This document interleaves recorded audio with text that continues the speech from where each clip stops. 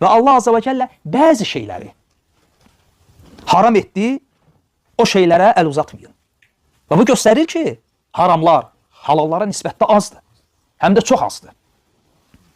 Və üstəlik o haramda insan üçün mənfəət də yoxdur. Varsa da fəsadı ondan çoxdur. Və çox qəribədir. Buna rəğmən insan ona əl uzadır. Məsələn, araq misalını götür.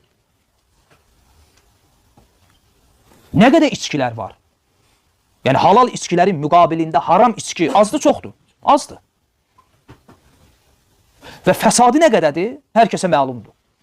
Buna rəğmən çox olan halalı qoyub kənara və fəsadına rəğmən insanın nəfsi ona meyl edir. Və harrama əşya, Allah Azze və Cəllə bəzi şeyləri haram edib, fələ təntəkihuhə, o haramlara əl uzatmayın, yəni fələ təfəaluhə, o haramları etməyin.